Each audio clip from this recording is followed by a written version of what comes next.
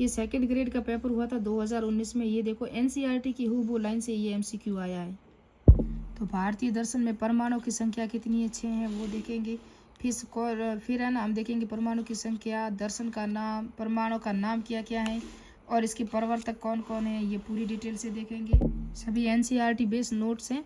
तो भारतीय दर्शन और पाश्चात्य दर्शन में जो अंतर है वो शॉर्ट में नोट्स हैं, ये भी देखोगे। भारतीय दर्शन की विशेषता में हम देखेंगे आस्तिक दर्शन कौन से हैं, नास्तिक कौन से हैं, कितने प्रकार के छठ दर्शन कौन कौन से हैं, वो भी देखेंगे। फिर हम देखेंगे कि भारतीय दर्शन का आधार क्या क्या है, तत्व मीमांसा, ज्ञान मीमांसा और नीति मीमांसा क्या क्या है, पूरा डिटेल से। फिर हम देखेंगे ईश्वरवादी और अनिश्वरवादी कौन कौन से हैं, इनका नाम क्या क्या है, यहाँ नोट इम्पोर्टेंट है ना।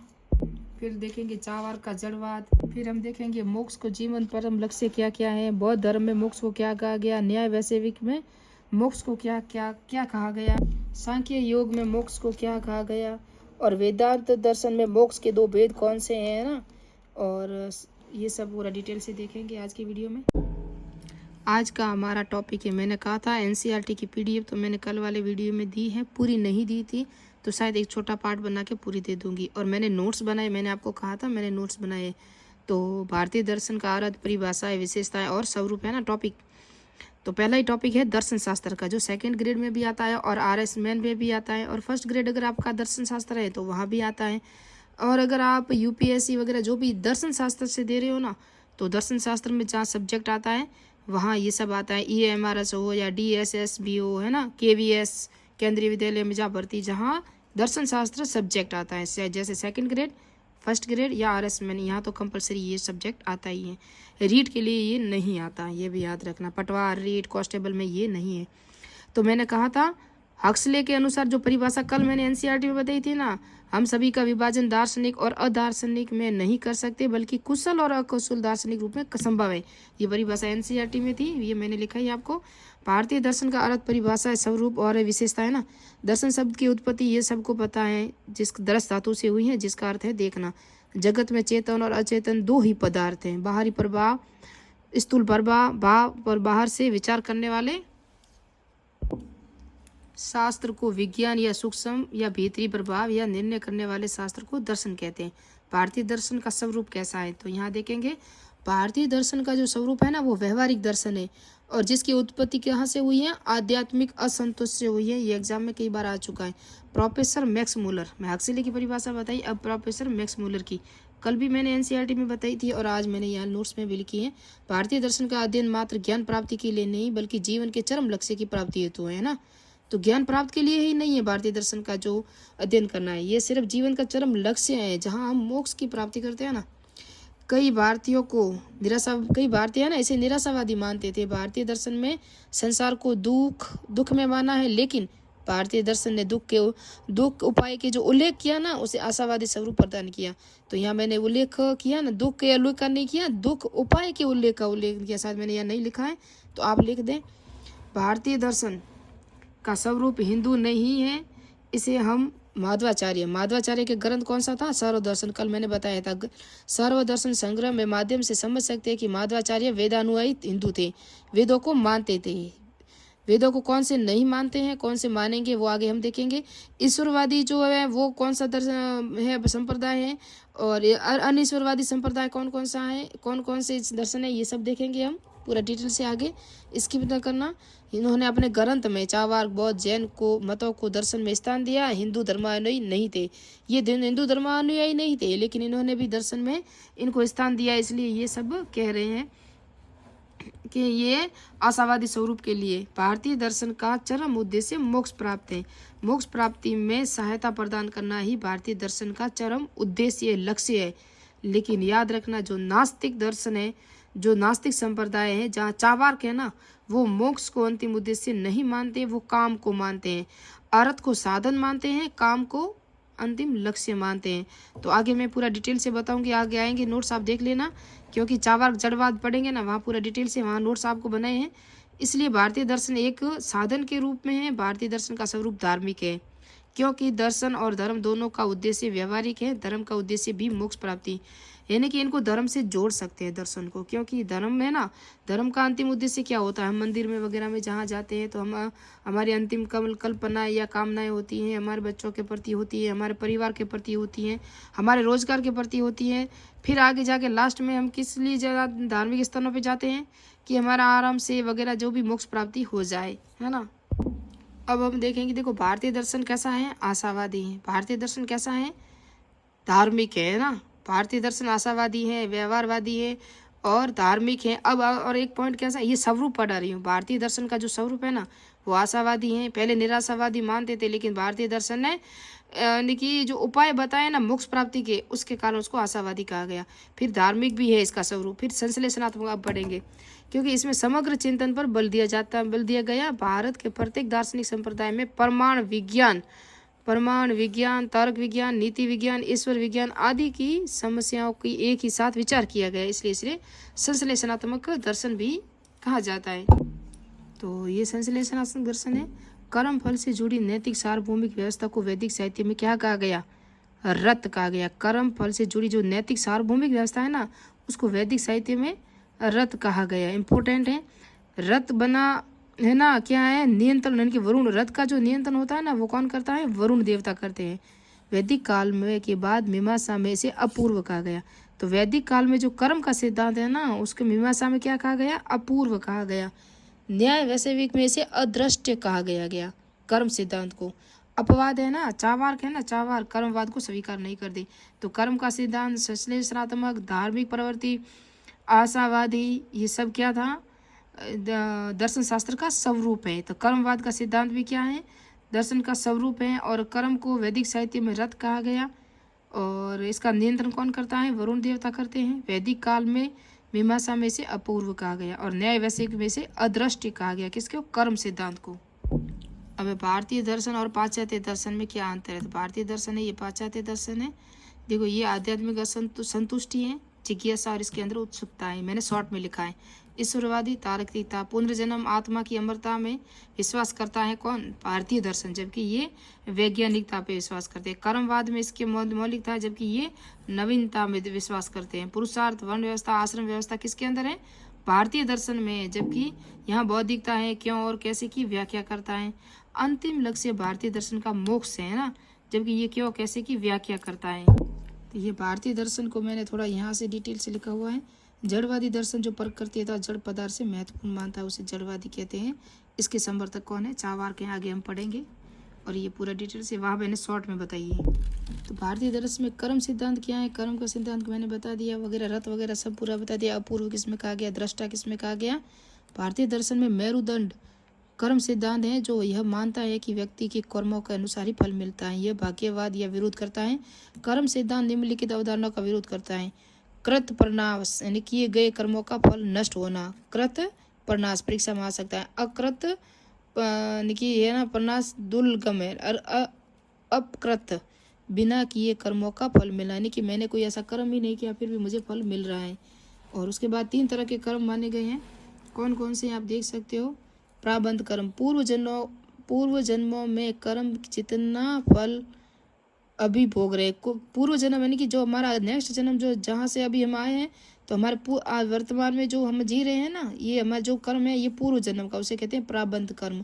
संचित कर्म, पूर्व जन्मों के कर्म जितना फल भोगना बाकी है, यानी कि ये अभी संचित यानी इकट्ठे किए हुए हैं, अभी इनका हमें फल नहीं मिला। संचित मान कर्म, यह वर्तमान जीवन के कर्म है जिनका फल भविष्य में मिलेगा। ये जो हम अभी वर्तमान में कर्म कर रहे हैं ना, उसका फल हमें मिलेगा। अपवाद, चावार्क कर्म को नियम को नहीं मानता। ये मैंने अभी आपको नोट्स में भी लिखा है कि चावार्क नहीं मानता। जहाँ मैंने वो पॉइंट लिखा है ना, वो एनसीईआरटी बेस है। यहाँ कुछ पॉइंट मेरे पास अलग से नोट्स में थे, वो बताएं, लेकिन एनसीईआरटी में ये पूरा डिटेल दिया हुआ है। और मैंने बताया भी है आपको।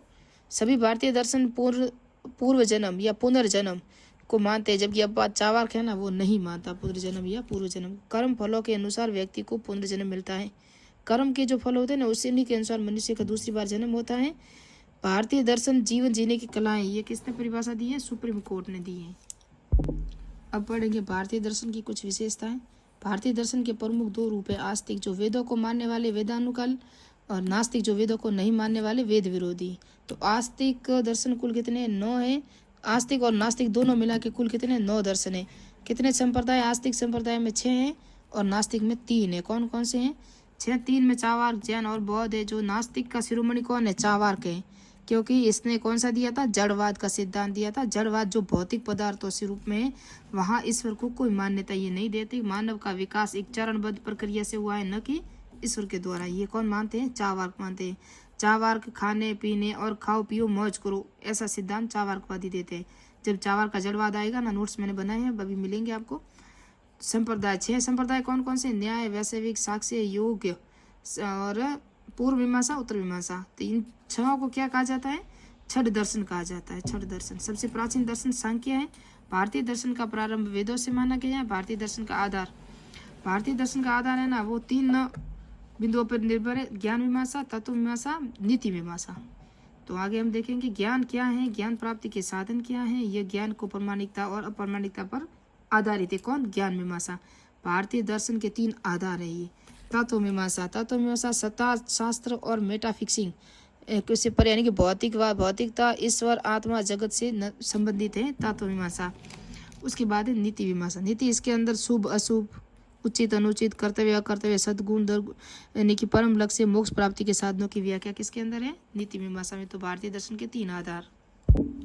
भारतीय दर्शन के प्रमाण कितने हैं? तो प्रमाण कुल 6 है। प्रमुख प्रमाण है ना, वो 4 है। प्रत्यक्ष, शब्द, अनुमान, उपमा 4 है। और प्रत्यक्ष को कौन मानता है? जड़वाद है ना, जो चावार्क, वो सिर्फ प्रत्यक्ष प्रमाण को ही मानता है। और गौण प्रमाण है वो अर्थापत्ति और अनुलुप्त है।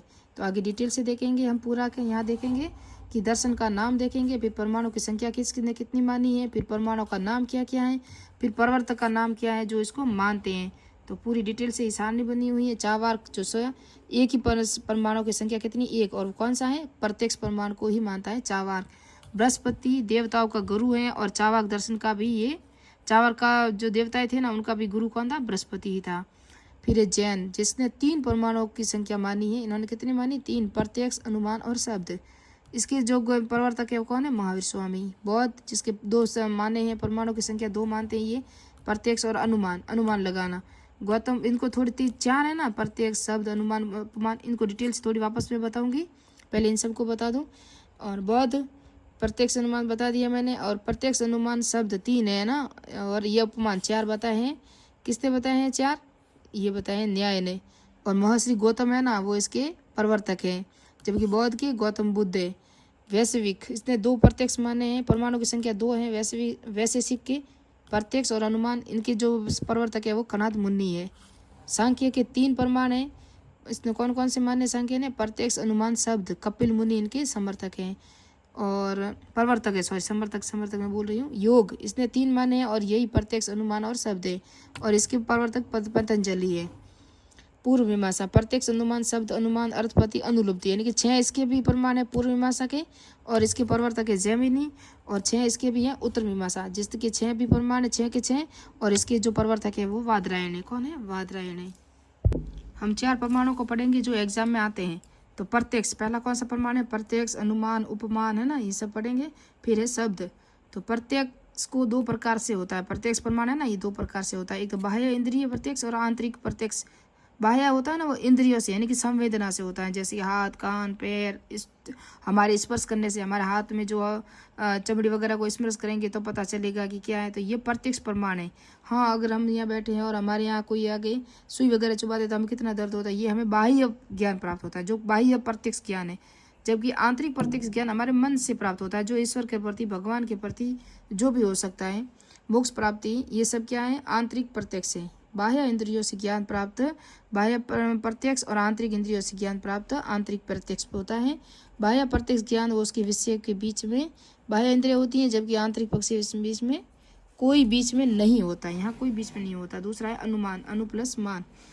ये पढ़ी है ना, परमाणु की संख्या पढ़ रहे हैं ना, प्रमाण है 6 प्रमाण बताए ना, कौन कौन से किसके कितने प्रमाण है वो भी हमने देखे हैं। और अर्थात प्रत्यक्ष ज्ञान के आधार पर प्रत्यक्ष ज्ञान का अनुमान लगाना। हम अनुमान लगाते हैं कि चलो प्रत्यक्ष ज्ञान के अनुसार ही हम उसका अनुमान, जैसे कि हमने आवाज़ सुनी किसकी? हवाई जहाज की। तो अब हमने सिर्फ अनुमान लगाया कि हवाई जहाज है, क्योंकि हमने उसको प्रत्यक्ष देखा नहीं है, उसकी आवाज़ लगा के ही हमें पता चला। बिजली कड़क रही है तो हम अनुमान लगाएंगे कि बारिश होगी, ये अनुमान है, प्रत्यक्ष नहीं। प्रत्यक्ष तो बारिश का होना हो जाएगा, अर्थात प्रत्यक्ष ज्ञान के आधार पर है ना। जहाँ जहाँ जैसे कि जहाँ जहाँ धुआं है वहाँ आग है, यानी कि धुआं है ना, आग जल रही है, अगर धुआं निकल रहा है तो वहाँ हम यही सोचेंगे कि यहाँ आग जल रही है। धुआं या आग का सबसे संबंध हमेशा स्थायी होता है, धुआं और आग का। अगर आग जल रही है तो धुआं होगा, अगर धुआं है तो आग जल रही है, यानी कि स्थायी संबंध है। जहाँ जहाँ आग है वहाँ वहाँ धुआं है, ये सही भी नहीं है। क्यों? क्योंकि अगर आपके पास गीली लकड़ी है तो आग तो नहीं जल रही होगी, धुआं ही निकल रहा होगा, है ना। धुआं कहीं से भी निकल सकता है, कोई ज़रूरी नहीं कि सिर्फ आग ही जले, लेकिन इतना नहीं है, लेकिन फिर भी अनुमान हम लगा सकते हैं एक दूसरे से जोड़ के। फिर है उपमान। सादृश्य के आधार पर ज्ञान उपमान प्रमाण से प्राप्त किया जाता है। सादृश्यता दे, जैसे कुत्ते व भेड़ियों की समानता के ज्ञान के आधार पर, कुत्ते व भेड़िए की, कोई व्यक्ति भेड़िए का ज्ञान प्राप्त करे, आधार पर कोई व्यक्ति अगर भेड़िए का ज्ञान प्राप्त करे तो क्या है? उपमान है। कुत्ते और भेड़िए की परिभाषा से हमें ये ज्ञात होता है कि कुत्ता और भेड़िया हम शकल है दोनों, लेकिन उसको जानना पड़ता है कि भेड़िया कौन सा है, कुत्ता कौन सा है, उसको अलग से पहचानना क्या है? उपमान है। फिर है शब्द। आप्तोपदेश शब्द, प्राप्त विश्वसनीय शब्द, इसके अंतर्गत ऋषि मुनियों ने की कथन, प्रवचन, प्रामाणिकता, साहित्य भी आता है, वेद, जैन ग्रंथ आदि होते हैं, है ना।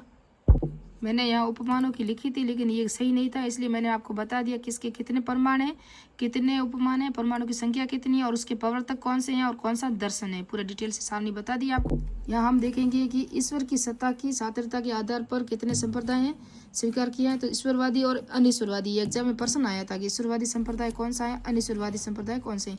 तो ईश्वरवादी की संख्या 4 है, जिसमें न्यायिक, वैशविक, योग और उत्तर मीमांसा, ये है ईश्वरवादी, जहाँ ईश्वर को मानते हैं ये।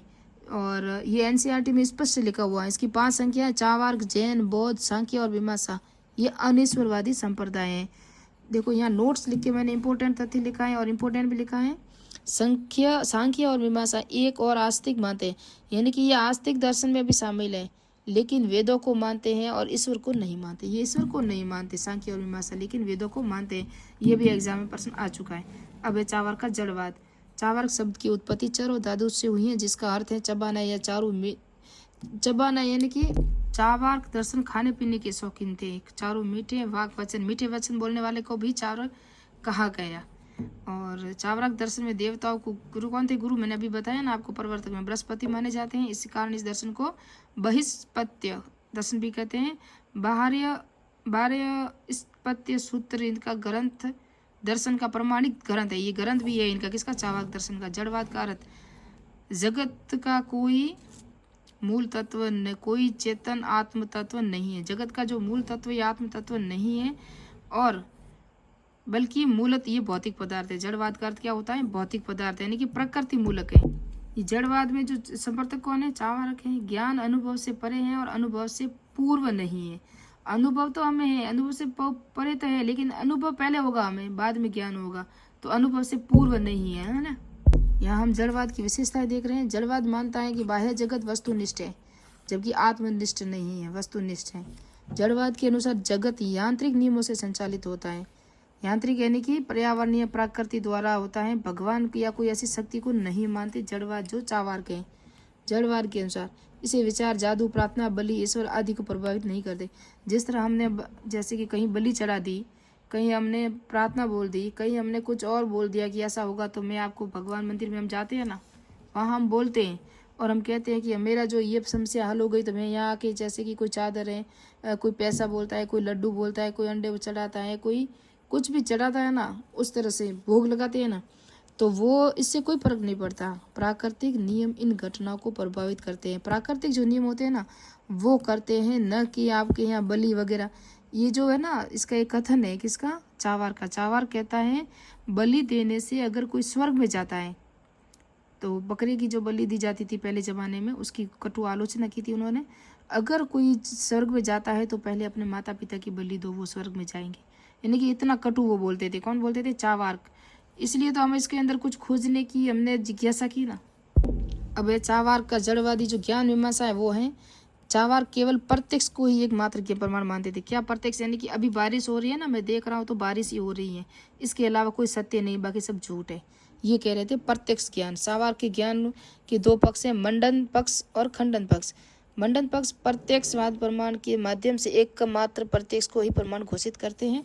खंडन पक्ष इसमें चावार सभी प्रमाणों का खंडन करते हैं, जिसमें सबसे महत्वपूर्ण अनुमान और शब्द का खंडन करते हैं। अनुमान लगाते हैं ना, किसी की आवाज़ सुन के कहते थे वो आया, फिर देखते हैं कि नहीं है, तो ये भी नहीं मानते।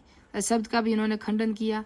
न्याय दर्शन में अनुमान के 3 पक्ष बताए। किसके अंदर? न्याय दर्शन में अनुमान के 3 पक्ष बताए। तो पक्ष, साध्य और हेतु 3 बताए थे। अनुमान के पंचावयव, अनुमान के पंचावयव वह यह क्या है? प्रतीक्षा, हेतु, उदाहरण, उपनयन और निगमन। ये एनसीईआरटी में स्पष्ट लिखा हुआ है। चार्वाक दर्शन की नीति मीमांसा। अभी हमने तत्व मीमांसा में ज्ञान मीमांसा पढ़ा, अभी तो नीति मीमांसा। 4 पुरुषार्थ, धर्म, अर्थ, काम और मोक्ष। इसमें मोक्ष को परम पुरुषार्थ का लक्ष्य माना गया। किसको? मोक्ष को। चार्वाक दर्शन का नीति मीमांसा, लेकिन ये चार्वाक मोक्ष को परम पुरुषार्थ का लक्ष्य नहीं मानते, जबकि चार्वाक दर्शन केवल अर्थ और काम को ही स्वीकार करते हैं। क्या करते हैं? अर्थ और काम को मानते हैं चार्वाक, जबकि हमारे भारतीय दर्शन में सबसे परम लक्ष्य है वो मोक्ष है। सभी दर्शन जीवन रहते हुए मोक्ष प्राप्ति संभव है। विशिष्टाद्वैतवाद है ना, के अलावा ये जो मानते हैं ये नहीं मानते, बाकी सब क्या मानते हैं? सभी जीवन रहते हुए भी हम मोक्ष को प्राप्त कर सकते हैं, ऐसा सभी भारतीय दार्शनिक मानते हैं। चार्वाक के अनुसार मृत्यु ही मोक्ष है। किसने कहा? चार्वाक ने कहा। जीवन का परम पुरुषार्थ क्या है? काम है। काम की ही प्राप्ति में हमें अर्थ एक प्रकार का साधन है। ये सब कौन मान रहा है? चार्वाक। चार्वाक की नीति दर्शन, खाओ पियो मौज करो। काम सूत्र के रचयिता कौन थे? वात्स्यायन थे। ने काम सूत्र के स्वार्थ सुखवाद सामाजिक व्यवस्था के लिए घातक है। ये किसने कहा था? ये कहा था वात्स्यायन ने। काम सूत्र में कहा था कि स्वार्थ सुखवाद सामाजिक व्यवस्था के लिए घातक है। काम सूत्र के 2 अध्याय में नैतिक नियमों की व्याख्या करते हुए श्रेष्ठ सुखवाद का वर्णन किया, यानी कि सुखवाद के प्रवर्तक मान सकते हैं हम किसको? चार्वाक को। वात्स्यायन ईश्वरवादी थे, परलोक को मानते थे। वे पुरुषार्थ के रूप में त्रिवर्ग को मानते थे। कौन मानते थे? वात्स्यायन। पुरुषार्थ के रूप में 3 वर्ग को, धर्म, अर्थ और काम। तो देखो ये वात्स्यायन है ना, ये भी मोक्ष को नहीं मानते। चार्वाक है ना, ये भी मोक्ष को नहीं मानते। ये लास्ट में किसको मानते हैं? चार्वाक मोक्ष को। चार्वाक काम को मानते हैं। किसको मानते हैं? काम को मानते हैं।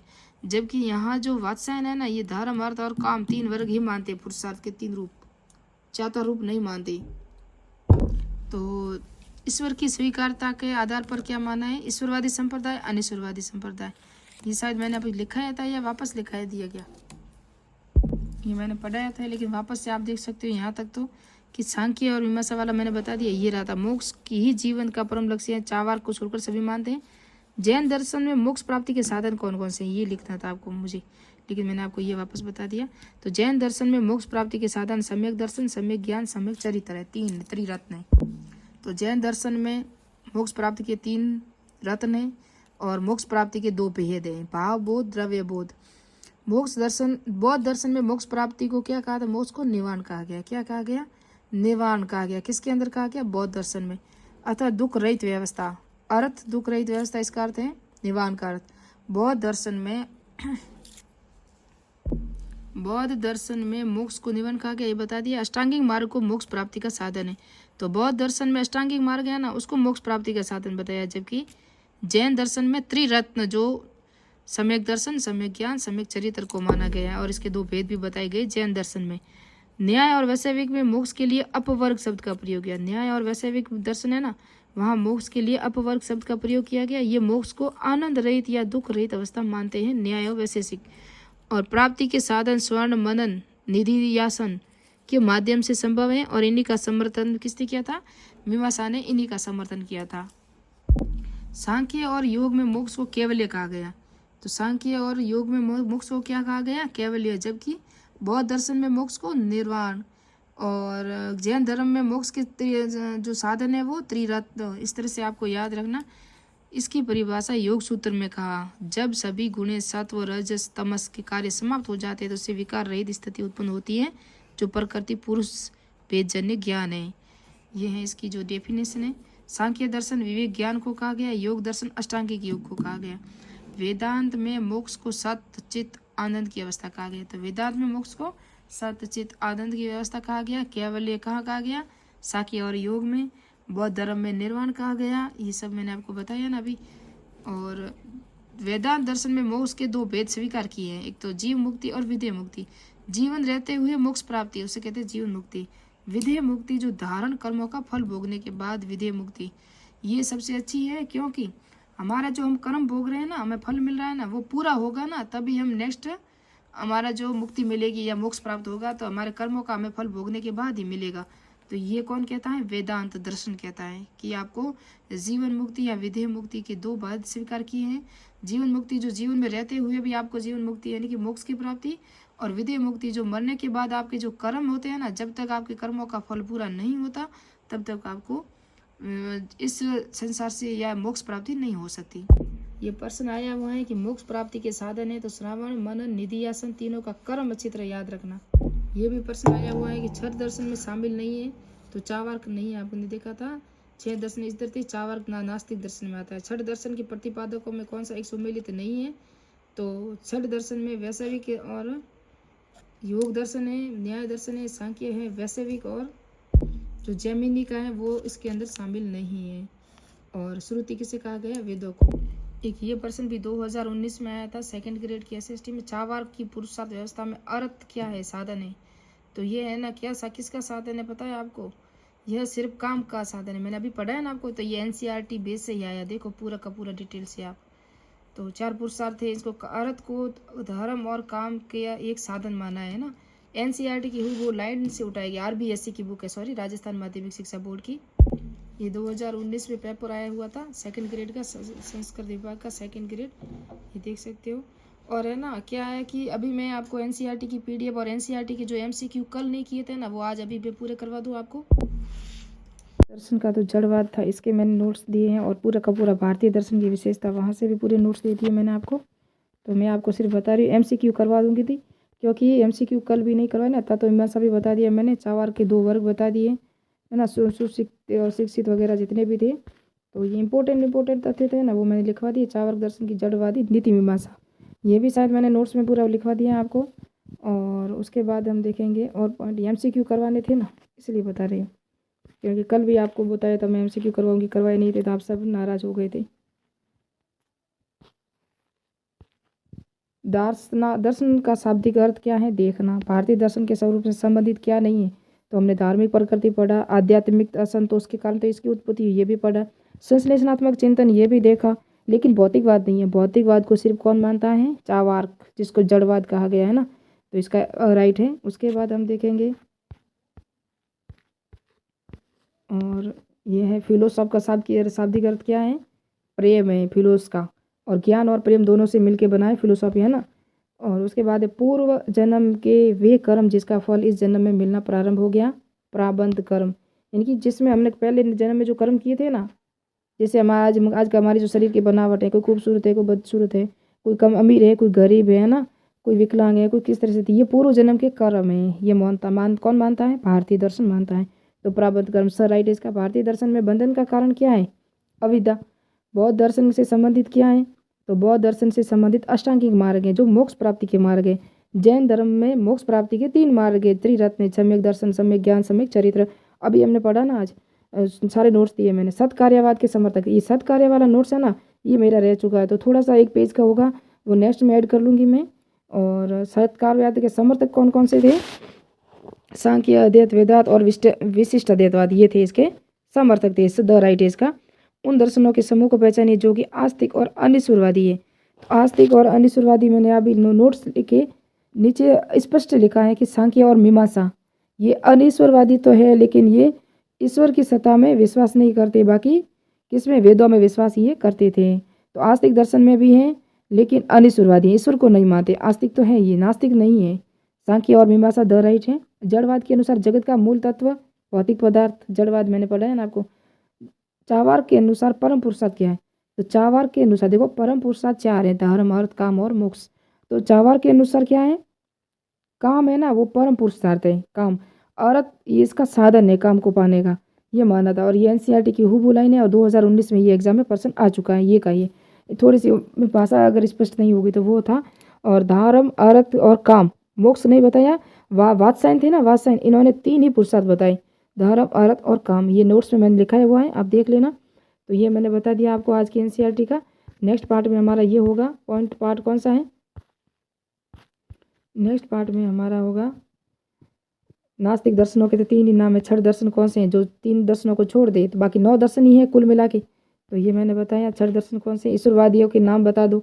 अनिश्वरवादी दर्शन कौन कौन से हैं? ये आ सकता है तो ये आप देख लेना। लेकिन यहाँ मैं आपको बता दूँ औपनिवेशिक औपनिषदिक दर्शन, ये उपनिषद, और ये नेक्स्ट पार्ट में इसके नोट्स मिलेंगे आपको। ब्रह्मा वगैरह जितना भी होगा, और इसके भी नोट्स बनाने की पूरी कोशिश रखूँगी मैं। आत्मा की जो अवस्थाएं हैं वो कितनी हैं? 5 अवस्था हैं। और भगवत गीता वगैरह इसके नोट्स मैंने नहीं बताए। शायद मैं NCERT PDF तो आपको दे दी है, 1-2 वीडियो में आगे और दी हुई है, लेकिन मैंने नोट्स नहीं दिए आपको। तो मैं कोशिश करूँगी कि इसके सारे नोट्स बना के ही आपको मैं दूँ। मिलते हैं नेक्स्ट पार्ट में, नेक्स्ट वीडियो में। जय हिंद, जय भारत।